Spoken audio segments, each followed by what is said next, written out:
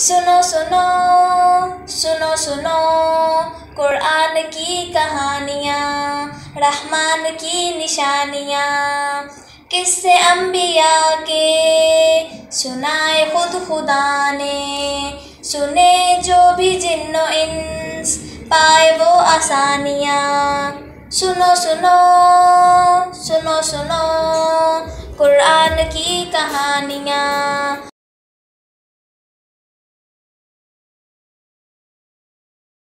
السلام علیکم ورحمۃ اللہ وبرکاتہ۔ بہت ہی پیارے ہنستے مسکراتے ساتھیوں، سلسلہ قرآنی کہانیوں میں خوش آمدید، جہاں آپ سن رہے ہیں روزانہ رنگ برنگی پرانی تاریخی سیکھتی سکھلاتی سچی قرآنی مزیدار کہانیاں۔ اور کہانی سننے سے پہلے اپنے تمام کام آپ اچھے طریقے سے مکمل کر لیتے ہیں۔ مجھے یقین ہے کہ رمضان جو کہ قرآن کا مہینہ ہے، اس میں آپ زیادہ سے زیادہ قرآن پڑھنے کی اور سمجھنے کی کوشش بھی کر رہے ہوں گے، کیونکہ قرآن ہمارے سب سے اچھے پیار کرنے والے دوست اللہ تعالیٰ کی بات ہے، اور ایک پکے دوست کی بات سمجھنا کتنی ضروری ہوتی ہے۔ آتے ہیں آج کی کہانی کی طرف۔ آج ہم سنیں گے سورۃ التوبہ کی ایک بہت ہی اہم کہانی، اور جو کہ ہے 11ویں سپارے میں۔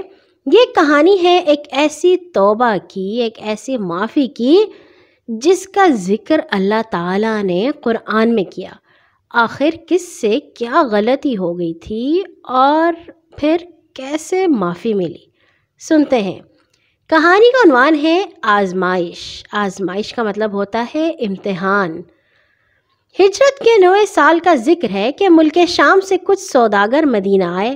انہوں نے لوگوں کو بتایا کہ روم کا بادشاہ مدینہ منورہ پر حملہ کرنے کا ارادہ کر رہا ہے اور بہت بڑی فوج لے کر شام کے راستے سے عرب کی طرف بڑھ رہا ہے۔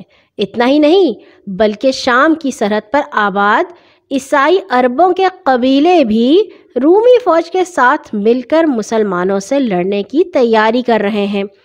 رسول پاک صلی اللہ علیہ وسلم کو یہ خبر ملی تو آپ نے فیصلہ کیا کہ روم کے بادشاہ کو عرب کی سرزمین پر قدم نہ رکھنے دیا جائے اور آگے بڑھ کر شام کی سرحد پر اس کا مقابلہ کیا جائے۔ یاد ہے نا آپ کو، روم بہت بڑی طاقت تھی، سپر پاور، لاکھوں فوجی تھے ان کے پاس اور ہتھیار طرح طرح کے۔ چنانچہ آپ صلی اللہ علیہ وسلم نے عرب کے تمام قبیلوں کو پیغام بھیجا کہ رومیوں کا مقابلہ کرنے کے لیے تیار ہو کر فوراً مدینہ پہنچو۔ ساتھ ہی آپ نے مدینہ کے مسلمانوں کو لڑائی کی تیاری کا حکم دے دیا۔ اس سال بارش نہ ہونے کی وجہ سے سخت گرمی پڑ رہی تھی اور لوگوں کا برا حال تھا۔ کھجوروں کی فصل پکنے کے قریب تھی اور ڈر تھا کہ اگر کھجوریں وقت پر نہ اتاری گئیں تو یہ برباد ہو جائیں گی اور ملک میں قحط پڑ جائے گا۔ مدینہ کے لوگ اس موسم میں کوئی لمبا سفر نہیں کرتے تھے۔ منافقوں نے بھی مسلمانوں کو باہر جانے سے منع کیا۔ منافق وہ لوگ تھے جو اپنے آپ کو مسلمان ظاہر کرتے تھے، لیکن حقیقت میں وہ اسلام اور مسلمانوں کے دشمن تھے۔ مسلمانوں نے نہ منافقوں کی بات سنی، نہ کسی دوسری مصیبت کی پرواہ کی، اور نبی صلی اللہ علیہ وسلم کے حکم کے مطابق سب اپنی اپنی ہمت کے مطابق لڑائی کے سامان کی فکر میں لگ گئے۔ باہر کے قبیلوں کو جب رسول پاک صلی اللہ علیہ وسلم کا پیغام ملا تو وہ لڑائی کے لیے تیار ہو کر مدینہ پہنچنے لگے۔ تھوڑے ہی دنوں میں مدینہ شہر میں بہت بڑا لشکر جمع ہو گیا۔ اتنے بڑے لشکر کے لیے کھانے پینے کی چیزوں، ہتھیاروں اور تمام آدمیوں کے لیے سواریوں کا انتظام کرنا بہت مشکل کام تھا۔ اس کے لیے بہت زیادہ روپے اور سامان کی ضرورت تھی۔ اس مشکل کو حل کرنے کے لیے رسول پاک صلی اللہ علیہ وسلم نے مسلمانوں کو کہا کہ وہ اللہ کی راہ میں دل کھول کر مال اور سامان دیں۔ اپنے پیارے آقا صلی اللہ علیہ وسلم کا حکم سن کر حضرت ابو بکر صدیق گھر کا سارا مال اسباب اٹھا لائے، ایک چھوٹی سوئی بھی نہ گھر میں رہنے دی۔ حضرت عمر فاروق رضی اللہ تعالیٰ عنہ نے اپنا آدھا مال اور سامان دے دیا۔ حضرت عثمان غنی رضی اللہ تعالیٰ عنہ نے سینکڑوں اونٹ اور ہزاروں روپے پیش کر دیے۔ حضرت عثمان بڑے کامیاب تاجر تھے، ان کے پاس بہت پیسے ہوتے تھے۔ دوسرے صحابہ بھی جتنا زیادہ سے زیادہ روپیہ دے سکتے تھے لے آئے۔ اللہ کی نیک بندیاں بھی مردوں سے پیچھے نہ رہیں، انہوں نے اپنے زیور اتار کر اللہ کی راہ میں دے دیے۔ غرض سارے مسلمانوں نے جس جوش و خروش سے مالی قربانیاں دیں، دنیا کی تاریخ میں اس کی مثال نہیں ملتی۔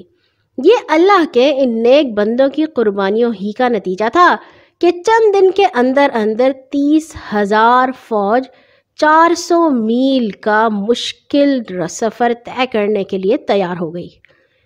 رجب 9 ہجری میں رسول پاک صلی اللہ علیہ وسلم اس فوج کے ساتھ مدینہ منورہ سے شام کی سرحد کی طرف روانہ ہوئے۔ اس موقع پر ایک عجیب واقعہ پیش آیا، وہ یہ کہ جہاں 80 کے قریب لوگ منافق جو تھے انہوں نے مدینہ نہ چھوڑا، وہاں 3 پکے اور سچے مسلمان بھی اپنی فوج میں شامل نہ ہوئے۔ یعنی کہ منافق جو تھے 80 وہ تو نکلے ہی نہیں، مگر 3 ایسے لوگ بھی تھے جو پکے مسلمان تھے، پیارے نبی سے بہت محبت کرتے تھے، مگر وہ مدینہ منورہ میں ہی بیٹھے رہے۔ اور رسول پاک صلی اللہ علیہ وسلم کا حکم تھا کہ ہر وہ مسلمان جس سے کوئی بیماری نہ ہو اس لڑائی میں ضرور شریک ہو۔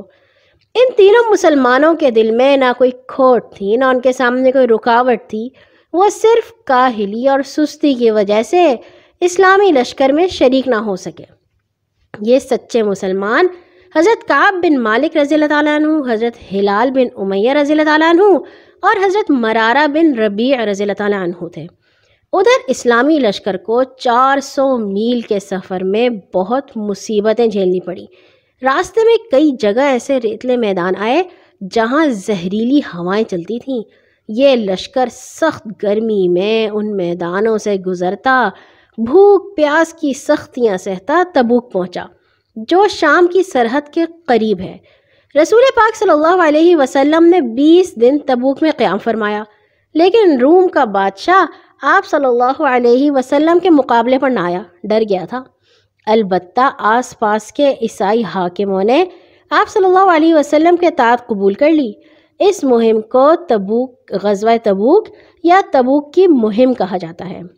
رسول پاک صلی اللہ علیہ وسلم تبوک سے واپس مدینہ تشریف لائے تو حضرت کعب بن مالک، حضرت ہلال بن امیہ اور حضرت مرارہ بن ربیع رضی اللہ تعالیٰ عنہم ایک سخت آزمائش میں مبتلا ہو گئے۔ یہ سارا قصہ حضرت کعب بن مالک نے یوں سنایا ہے، سنتے ہیں حضرت کعب بن مالک کی زبانی۔ تبوک کی مہم کی تیاری کے زمانے میں نبی صلی اللہ علیہ وسلم جب بھی مسلمانوں کو اس مہم پر جانے کی ترغیب دیتے تھے، میں اپنے دل میں ارادہ کر لیتا تھا کہ چلنے کی تیاری کروں گا، مگر واپس آ کر پھر سستی کر جاتا تھا اور دل میں کہتا تھا ابھی کیا ہے، جب چلنے کا وقت آئے گا تو تیار ہونے میں بھلا کتنی دیر لگتی ہے۔ اسی طرح دن گزرتے گئے، یہاں تک کہ لشکر کی روانگی کا وقت بالکل قریب آ گیا، مگر میں سفر کے لیے تیار نہ تھا۔ میں نے سوچا کہ لشکر کو چلنے دو، میں 1-2 روز میں راستے میں اس سے جا ملوں گا، مگر اپنی سستی اور کاہلی کی وجہ سے میں یہ ارادہ بھی پورا نہ کر سکا۔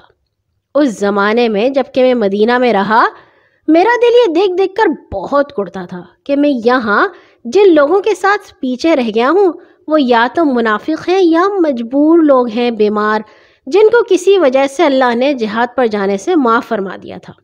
جب نبی صلی اللہ علیہ وسلم تبوک میں واپس تشریف لائے تو آپ صلی اللہ علیہ وسلم نے اپنے معمول کے مطابق پہلے مسجد میں 2 رکعت نماز پڑھی، پھر لوگوں سے ملاقات کے لیے بیٹھے۔ اس مجلس میں منافقوں نے آپ کے سامنے پیش ہو کر لمبی چوڑی قسمیں کھا کھا کر کہا، ہم فلاں وجہ سے آپ کے ساتھ نہ جا سکے، ہمارے ساتھ یہ مجبوری ہو گئی تھی، ہم بیمار ہو گئے تھے۔ یہ 80 سے زیادہ آدمی تھے۔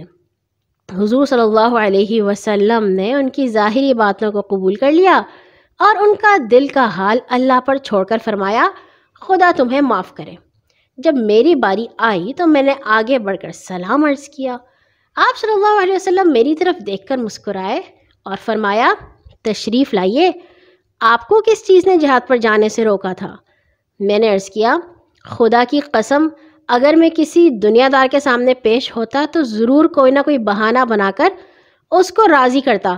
میں بھی باتیں بنا سکتا ہوں، مگر آپ صلی اللہ علیہ وسلم کے متعلق میرا یقین ہے کہ اگر اس وقت کوئی جھوٹا بہانہ بنا کر آپ کو راضی کر بھی لوں تو اللہ ضرور آپ صلی اللہ علیہ وسلم کو مجھ سے پھر ناراض کر دے گا۔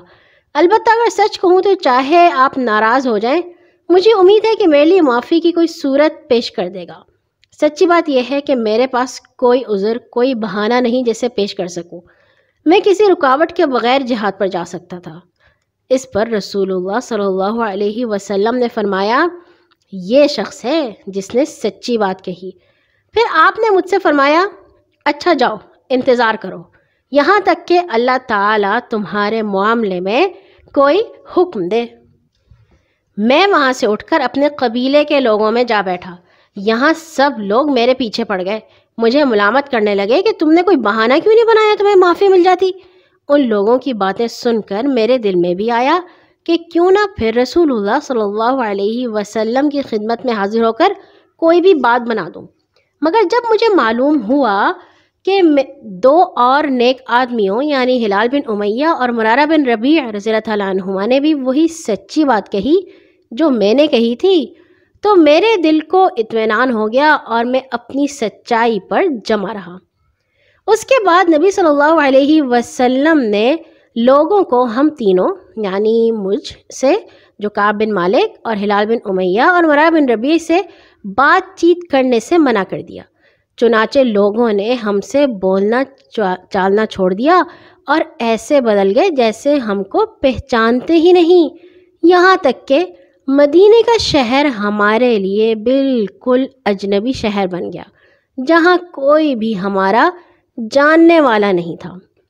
میرے دونوں ساتھی تو اپنے گھر میں بیٹھے روتے رہتے، اور چونکہ میں جوان تھا اور دل کا مضبوط، اس لیے گھر سے باہر نکلتا تھا، مسلمانوں کے ساتھ نمازیں بھی شریک ہوتا تھا، بازاروں میں گھومتا تھا، لیکن کوئی بھی مجھ سے بولتا نہیں تھا۔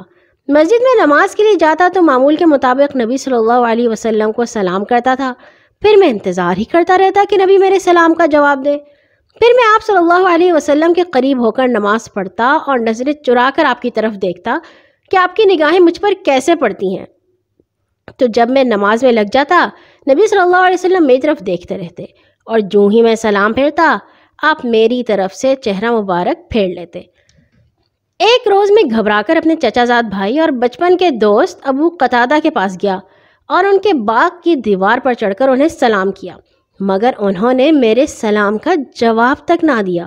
میں نے کہا، ابو قتادہ، میں تم کو خدا کی قسم دے کر پوچھتا ہوں، کیا تم نہیں جانتے کہ میں اللہ اور اللہ کے رسول سے محبت رکھتا ہوں؟ وہ خاموش رہے۔ میں نے پھر پوچھا، وہ خاموش رہے۔